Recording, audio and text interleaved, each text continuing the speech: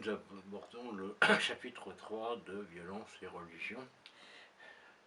Alors la sédentarisation qui s'étend de 15 000 ans à 5 000 ans dans le passé. On dit souvent 10 000 ans, mais bon, c'est surtout une durée de 10 000 ans. Et en moyenne, oui, ça tourne autour de 10 000 ans dans le passé. Cette sédentarisation a eu des répercussions à tous les niveaux, au niveau par exemple technologique, au niveau sociétal, au niveau politique, au niveau des structures, entre autres familiales, et au niveau, bien sûr, de la religion. Alors, est-ce qu'il y a une cause qui entraîne des conséquences? Par exemple, est-ce qu'à l'origine, il y a la religion qui change, ou est-ce qu'il y a la technologie qui change? Non, on a un phénomène dialectique, c'est-à-dire que tout évolue en permanence, et le terme marxiste de dialectique est assez précis pour définir cet échange qui provoque une progression de tous les éléments, de tous les facteurs.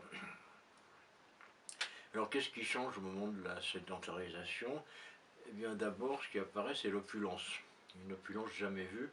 Jusque-là, on avait son repas de la journée, et puis le lendemain, il fallait recommencer à chasser, à cueillir.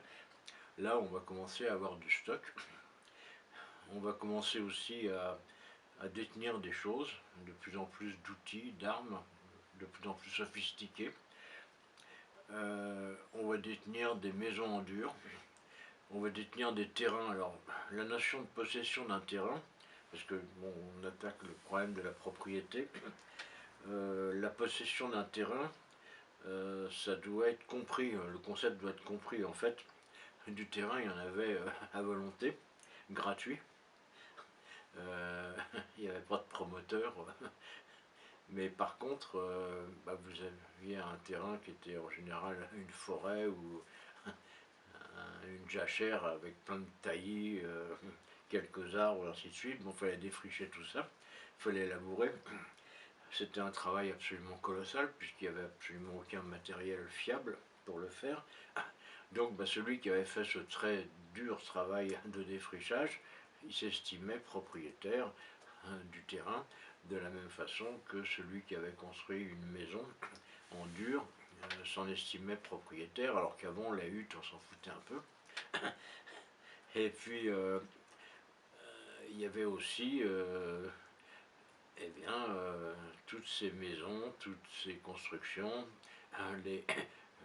par exemple les ateliers pour les forgerons, les ateliers pour le meunier, pour le boulanger, ainsi de suite, le four, le four pour cuire les poteries, ainsi de suite. Bon, tout ça, ça correspondait à du travail, et on estimait que celui qui avait construit quelque chose, il en était propriétaire, d'où l'apparition d'un concept qui était plus ou moins inconnu jusque-là, celui de propriété. Jusque-là, qu'est-ce que possédaient les chasseurs-cueilleurs? Un arc, une peau de bête, un peu de nourriture pour 24 heures, et puis c'est tout, quoi. Et puis tous les jours, tout le monde participait à toutes les tâches de cueillette, de chasse, ainsi de suite, de tannage de peau, confection de poterie à la fin. Et tout le monde partageait tout. Il partageait les efforts, il partageait le travail, il partageait la nourriture. C'était une société totalement égalitariste.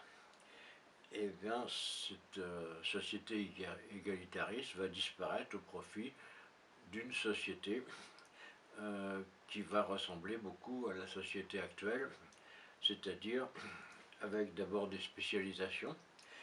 Vous avez les laboureurs, les éleveurs, le forgeron, le meunier. Vous allez avoir des soldats policiers qui vont protéger tout ça, parce que maintenant il y a des richesses à protéger, des fonctionnaires qui vont prélever un impôt, une caste dirigeante qui sera pas forcément constituée par un unique chef qui était le plus fort jusque-là, c'est tout. Là, ça sera plutôt le plus compétent. Et puis on va très vite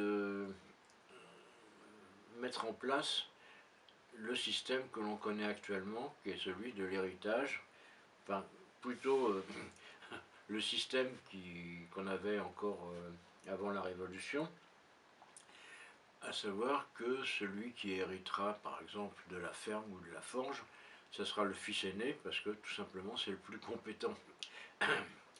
Euh, donc,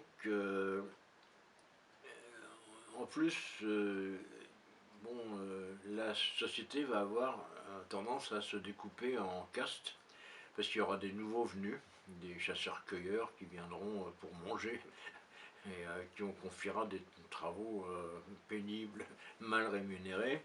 Puis après, il y aura des conflits armés, parce que quand il y a de l'opulence, il y a des conflits pour le pillage, donc il y aura des esclaves.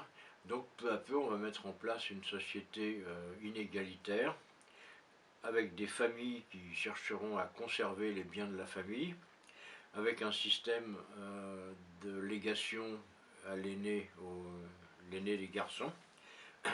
Donc une structure qui sera pré-médiévale, qui sera fondamentalement très inégalitaire, et donc génératrice de conflits. Pourquoi? Parce que, comme la plupart des primates, l'être humain, Homo sapiens, possède une programmation.